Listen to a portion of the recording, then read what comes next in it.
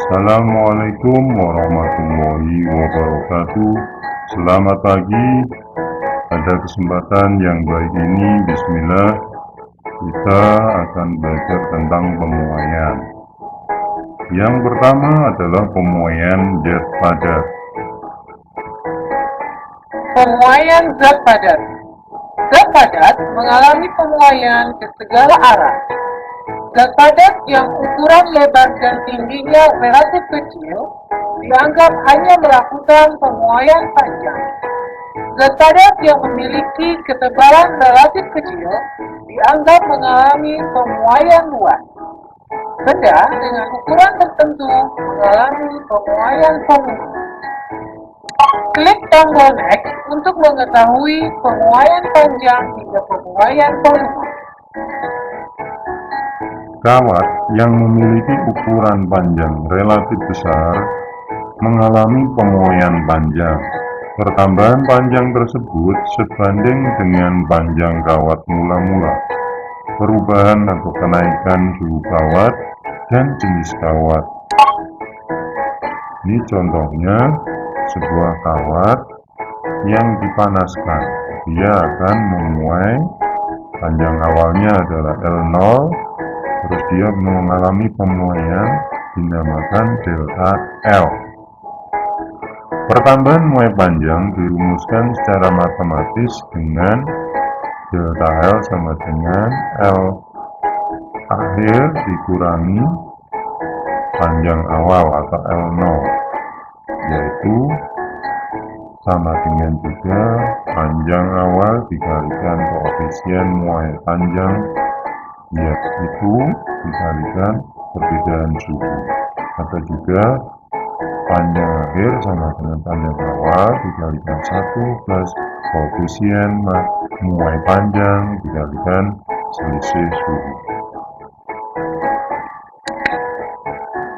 Pemuaian panjang, setiap benda dapat memuai, namun pemuaian yang terjadi tergantung dari jenis benda. Ada benda yang memuai dengan cepat dan ada pula yang lambat. Sifat ini tergantung dari koefisien muai panjang. Koefisien muai benda dapat dihitung dengan rumus koefisien sama dengan selisih panjang dibagi panjang awal dikali selisih suhu. Koefisien muai panjang adalah angka yang menyatakan pertambahan panjang setiap satu satuan panjang zat apabila suhunya dinaikkan sebesar 1 derajat Celcius. Koefisien muai panjang beberapa zat itu berbeda, mulai dari timah hitam yang 0,000029 sampai dengan infar. Di aluminium, kuningan, tembaga, besi, baja, kaca biasa dan kaca pirak juga berbeda. Pemuaian luas, sebuah plat logam tipis berbentuk persegi panjang yang dipanaskan akan mengalami muai luas. Jika dipanaskan, benda persegi ini mengalami dua pemuaian, yaitu muai panjang dan muai lebar. Pertambahan muai luas dituliskan secara matematis hampir sama dengan pemuaian panjang.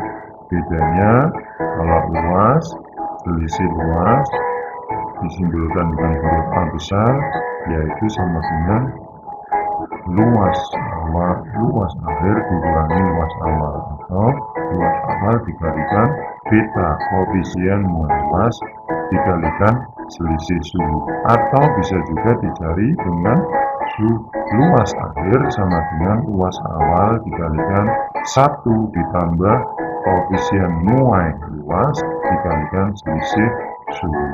Nah, ini pengertian dari A adalah luas akhir. Kalau A0 luas awal benda, delta T adalah perubahan suhu, kita koefisien muai luas.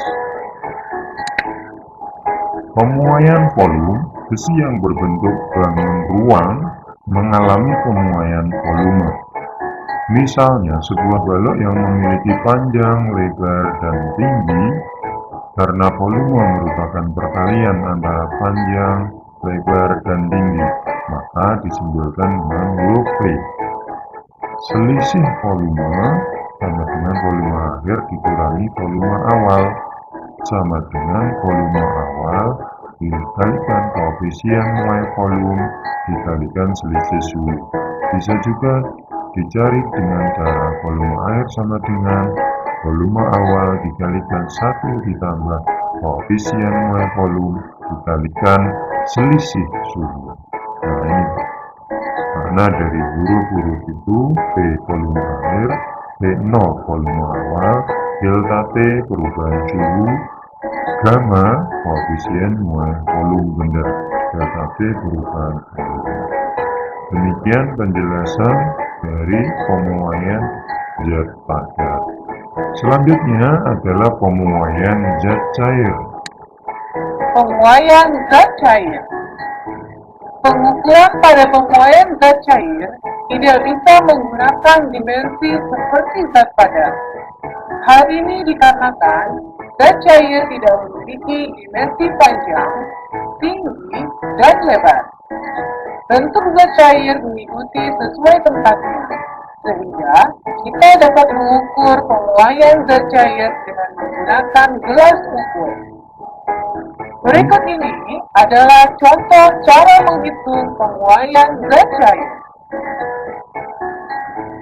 Menghitung pemuaian zat cair, botol berisi alkohol memiliki volume awal 1,55 liter. Ketika dicelupkan ke dalam air yang panas memiliki suhu 100 derajat Celcius, maka volumenya akan bertambah sesuai dengan rumus volume sama dengan volume awal dikali 1 ditambah gamma atau koefisien muai volume dikalikan selisih suhu.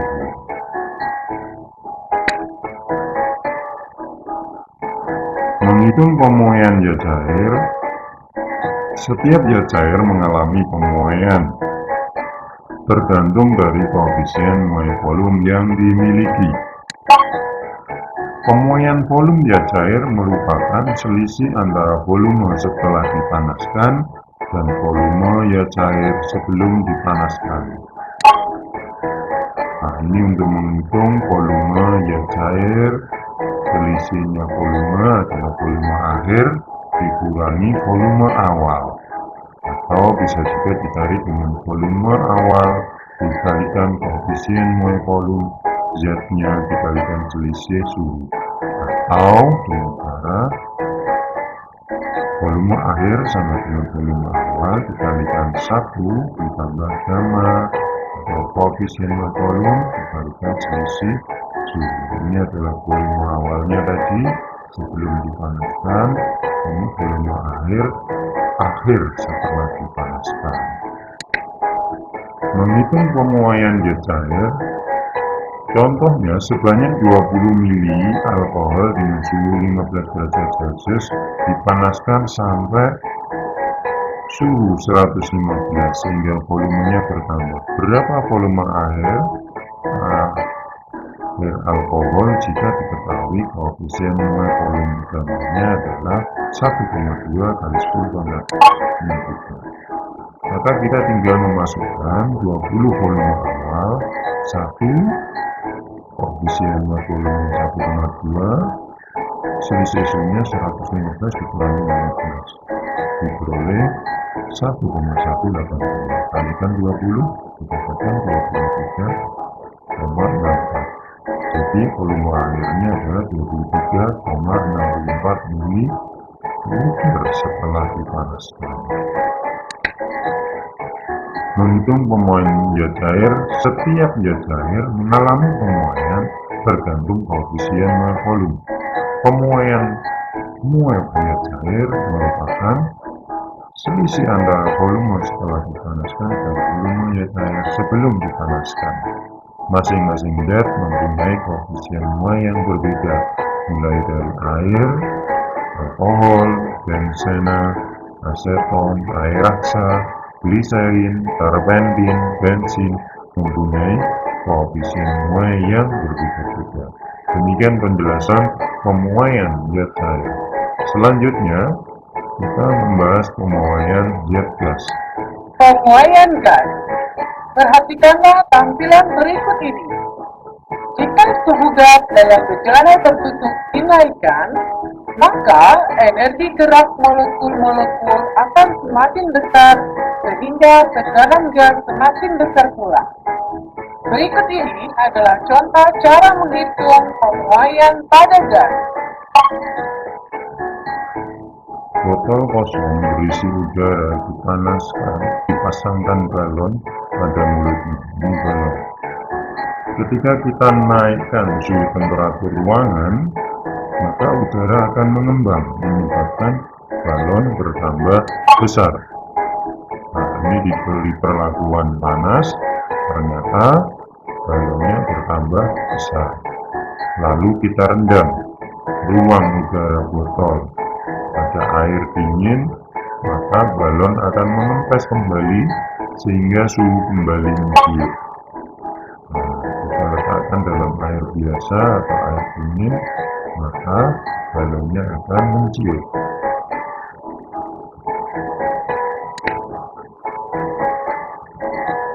Koefisien muai volume pada gas. Pemuaian pada gas dikenal dengan istilah pemuaian ruang. Pemuaian volume dan pemuaian ruang tidak terdapat perbedaan. Rumus untuk pemuaian ruang sama dengan volume. Harga pemuaian pertama kali ditemukan oleh Joseph Louis Gay-Lussac yang secara otomatis volume akhir sama dengan volume awal 1 ditambah 1/273 kalikan selisih suhu. Ini adalah air raksa, terus di dalamnya ada gas O2 dicelupkan ke dalam air mendidih. Ini yang ditemukan Joseph Louis Gay-Lussac. Pada suhu berapa suatu gas dengan suhu mula-mula 0 derajat Celcius harus dipanaskan pada tekanan tetap agar volumenya menjadi 2 kali lipat. Kita dapat menggunakan rumus suhu akhir sama dengan V0 kali 1/273 kali selisih suhu. Karena 2 kali lipat berarti 2 kali volume awal. Volume awalnya tetap 1/273 tetap. Selisih suhunya adalah T dikurangi 0, sehingga diperoleh 2 dikurangi 1. Nah, ini nolnya. 103 kali T. T dikurangi 0, T tetap T. Sehingga diperoleh 1 sama dengan T0. T0-nya dicoret 1/273, sehingga diperoleh suhunya harus dinaikkan 273 derajat Celcius. Demikian penjelasan pemuaian pada gas. Semoga bisa dipahami. Untuk penerapan pemuaian dalam kehidupan sehari-hari adalah Pada tampilan berikut ini adalah penerapan pemuaian dalam kehidupan sehari-hari. Klik tombol Next untuk mengetahui penerapan pemuaian dalam kehidupan sehari-hari. salah satu aplikasi penerapan dari pemuaian dalam kehidupan sehari-hari adalah pada termometer. Pemuaian air raksa dan alkohol di dalam termometer dapat dimanfaatkan sebagai penunjuk suhu. Jadi ini isinya adalah air raksa, yang ini alkohol. Air di dalam termometer adalah air raksa atau air alkohol. Jika termometer menggunakan alkohol, maka diberikan zat berwarna merah supaya memudahkan dalam membaca.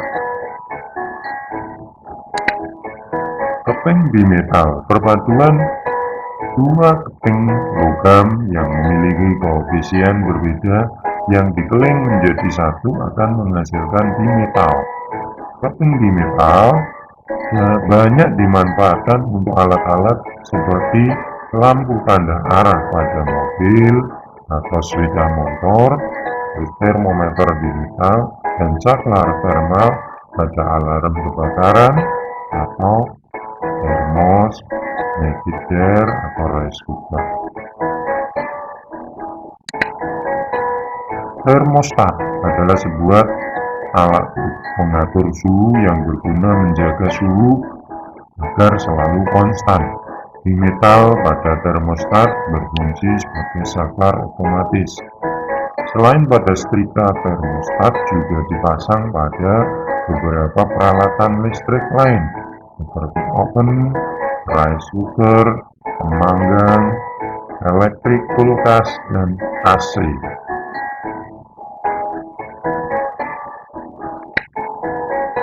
Sambungan rel kereta api. Membengkoknya rel kereta api disebabkan suhu udara yang sangat panas di siang hari. Ujung-ujung rel bisa saling menekan. Jika rel bengkok dapat menimbulkan kecelakaan. Untuk mengatasi pembengkokan akibat memuai pada sambungannya harus disediakan celah. Nah, ini sambungan rel kereta api. Kawat listrik. Di daerah yang memiliki musim dingin dan panas cukup ekstrim, pembangunan kawat-kawat listrik harus diperhatikan karena pengaruh pemuaian. Di musim panas, kawat-kawat akan melengkung dan bisa patah kalau tidak diberi ruang yang cukup untuk mengembang. Demikian penjelasan dari penerapan pemuaian dalam kehidupan sehari-hari. Semoga bermanfaat. Saya akhiri. Wassalamualaikum warahmatullahi wabarakatuh.